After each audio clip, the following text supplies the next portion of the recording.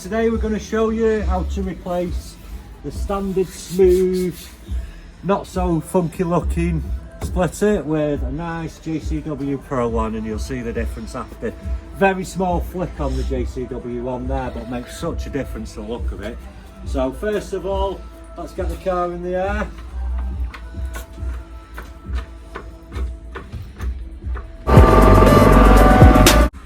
Okay guys, so before we start, we'll just show you the difference between the Pro splitter and the standard one. Obviously the standard one, as you can see, is dead smooth, whereas the Pro splitter's got the splitter built into the plastic there.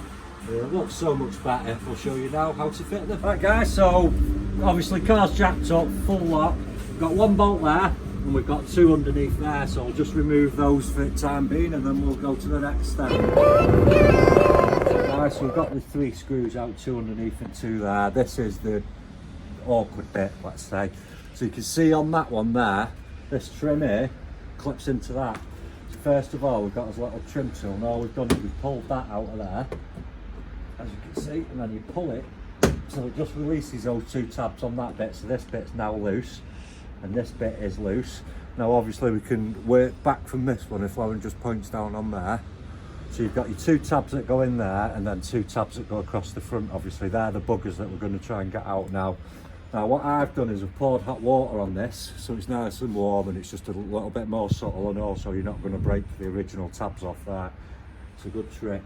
So all you're going to basically do is, obviously that's got to go forward that way. So basically you're going to get your hand in there, you can see the little tab behind it, press the tab in and give it a push forward, and you can see it just releases there. There isn't no rule of thumb on doing this because, like I say, it goes different every time. But once you've got that side out there, we look at this and we always measure up what we've already got. So we know there's a tab there and there's a tab there. So all I'm going to do is hold that right next to where the tab goes there, get it underneath it, give it a yank, and basically it will pop out like so. So there, that. So that one, it's actually broke the tab on the plastics. And we've just got this front one here to do. Again, if you can get anything in behind there, it just helps to unclip it, but it's just a case of pulling it out. So you can see that one broke on that there, on the tab, and that's why I warmed them up. Obviously the other ones are there, but we'll show you how to put the new one on now. Okay, so that's that piece off. Like I say, did fail on this tab here, so just be careful. You can mess and get these in, but I don't think, we've got 4 or 5 sets of these, so I don't think they're ever going to sell again or bring you any revenue back. The only other thing we've noticed is, and you can see from here, there's the new one and there's the old one. Now on a JCW bumper, the screw holes are at either end there. Obviously on the Cooper S bumper they're slightly different and they're in a different position. So these can be used for both applications basically. So with this one, all I'm going to do is going to fit it on. You can see where the two screws go there, and obviously it's very thin plastic, so we don't need to drill it or anything. So all I'm going to do is we're going to clip that on, line up the screws. Luckily these screws with an 8mm will just poke through there and go back into your original clamps as they should do. So we'll go along with that now. So there we go, we're ready now to clip this in. As you can see, everything lines up as it does on the other one. What I'm going to do is I'm just going to silicone these, because obviously I want them to go in nice and quick. So WD-40, silicone, anything greasy basically, it's just going to help them clips just slide in. So obviously get it on that one, get your tabs lined up, which is there. So with this one, obviously you're going to have to put that under, and also get them little tabs that are in there all lined up before you click it back. So obviously there's one here and two there. Bit of a fiddly job this, so we'll do a time lapse for that bit, but basically it's a case of getting a screwdriver under there or in there and just guiding them tabs in. Okay guys, so you can see it's all clipped in, so it's still a bit loose obviously because we haven't screwed it up yet, but the trick with that one I found is bend these tabs out a little bit just so you can get them to feed in there, and then obviously come down that way. These two go straight in and then just give it a click. Now on the end one there, obviously there's a little thing for your thing to screw in, which you need to transfer from that one to the other one. So we'll just get that on now. Dead easy, you can do it before or after. Like I say, all it does is slide over the plastic in here. So we'll put that on there. Always make sure as well So obviously you can see there, screw at the back and the face for it, because obviously that clamps together like that, so make sure it goes on that way so you can screw into it.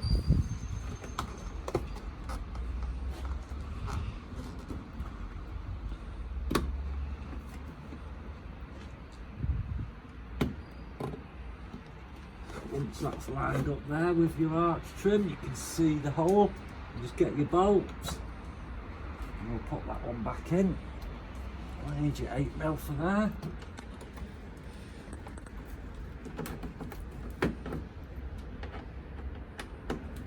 And we'll just tap that up and then we'll go round them after to make sure everything's locked in and tight.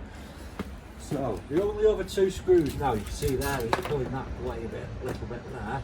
So we're going to hold that there and then we're going to go back underneath, find where the original hole is, which was there and there. There's a little bit that needs to clip in there as well, I didn't notice that.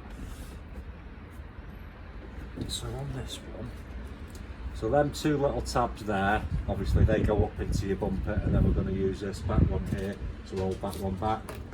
Right guys, so we're all in, and obviously we're all clipped in here around all the rest of it. Like I say, that's the original hole there for your bumper. Now obviously you can see if Lauren comes down to level here, your original splitter would have come here on this line here. As you can see, these are sort of a centimetre deeper, so you've got a void underneath there. So what you've got to do, this hole here doesn't line up with the original hole in the bumper, so you use that same hole, but you're going to just just basically push that through into your plastic so it clamps them back together there, and I'll show you just how now if Lauren can see underneath. So that's the original hole in the splitter there.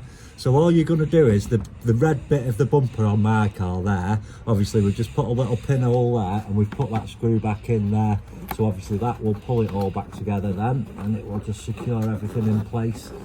As you can see, it gets a nice good bite on there, and that's it basically. Everything's screwed on, it can't come unclipped, it's all clipped and screwed there, everything's on. Okay guys, so there we go. You've seen us complete that side. We just thought we'd show you 50-50. So as you can see there, bumper comes down, it's just smooth on there, and you come round to this side. What a transformation for a little bit of plastic. You can see there how it scoops out on the front, gives you that pro diffuser look.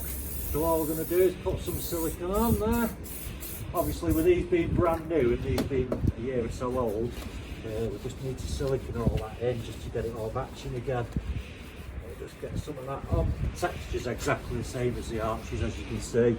And that's it, but what a difference it makes. Okay guys, so other side's done as I just showed you. I just thought I'd show you this one because I just sort of sussed an easier way to get these in because I struggled on the other one. So we're going to start by clicking that first. As you can see, that bit clicks into the arch trim, and it was a bit of a bug on the other side to get it to lock in. So I'm going to lock that first so I can push this together as such, like that. So you've got your first bit in.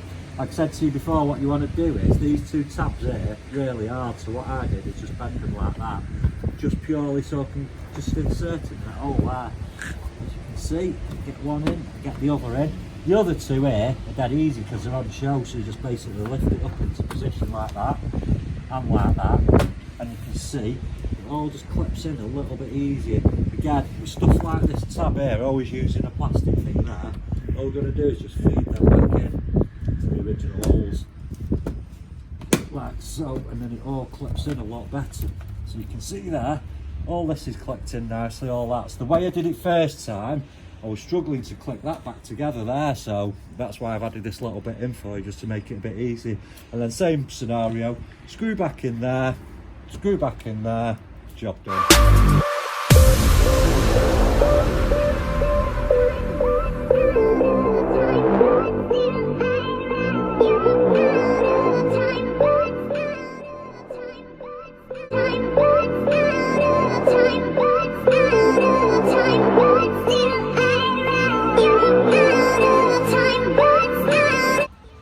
Okay guys, so we're going to show you how to fit this bit now. We've obviously shown you how to do the front. Now the rears on mine, as you can see, no parking distance control on those, so obviously we've got the extra hole in there. Now I've done this before. Now what I've done is just made a little carbon penny It just slots in there basically. So obviously when that's on, we've got the little carbon behind it, which looks sort of better than a sensor anyway, but yeah, that's just to cover that issue that we have without having the PDC. So now we'll go along and show you how to fit them. Okay, so we'll start off by, first of all, we'll have a jiggy of how this one goes in. So again, clips, as you can see, 1, 2, 3, 4, and then this bit clips into the bumper there. And then we've got obviously these two bits that clip into that bumper there. Now having a look underneath, there's again 8mm socket, there's 2 screws, one there and one there, so we'll get them out and then we'll continue from there. Okay guys, so we've took them 2 screws out, as you can see on time lapse there. Let's just loosen it up a little bit. Now the first bit to do is this bit on the splitter there. You can see how it clips into that because obviously that's on the outside. So we'll just pull that up out of the way, and then basically all we're going to do is get that there, give it a pull towards you, so you can see again same tabs as on the front there, and then obviously your side one's quite tight, but so that one's broke there, as you can see. So just pull that tab out. So again, putting them back on, I don't want to tell you how to suck eggs, but basically straight back in there. Now obviously, as with the front ones, these are the most awkward part of it there. So what we're going to do is we're just going to clip them in first. It's like I say, you have to push against each other to get them to lock in nice and tight. So that's on, you can see how that lines up there. So we'll just tab that in, and then we're just going to get these tabs there again, bend them round until they hook into that slot there. And again, lift that one up so that one locks in. That one in its hole, that one its hole, and then it's just a nice firm pressure of everything. Oh. So as you can see, that's all but clipped in except for this one. So there we go. So you can see there, there's another little clip there as well which has got to go into this bumper here, and it is tight, as you can see there. That clipped up there, and then it's the case of putting the 2 screws back in there, which we'll do now. Okay guys, so that's all clipped back in, as you can see. The screws that we took out. So the only thing that holds at the back there is the inner arch liner where it comes down at the bottom. It's got a little angle on it and a little plastic clip, the metal clip as I showed you on the front. So all you've got to do is basically get that screw in the hole there. And then obviously what you've got to do is line the inner arch liner up to that till that goes in. So we'll just get that in there, that's it. And then we'll just basically get the screw up to pull the arch liner back down.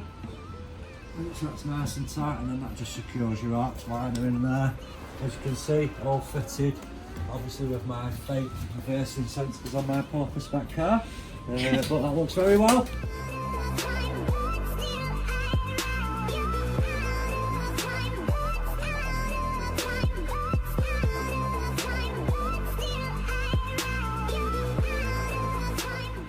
Okay guys, so all done. As you can see there, looks much better with those little additions. These aren't the genuine mini ones, so obviously take that into consideration. You've seen how we fit them on the exact product, so that gives you an idea if it can be done. There's nothing specialist needed. Like I say, maybe 1 screw underneath that you have to relocate into the back where the arch liner comes down. These, we've been told these fit Cooper S and JCW kits. Obviously, I don't know if you know, but the full JCW is slightly different than the JCW kit. So obviously on the front, you don't get the bars in the grills and stuff like that. So obviously the line, where they line up for the screws going underneath is slightly different on both, but these have been made to fit both. So happy fitting guys, let us know how you get on and put some pictures up when you've had them fitted yourself.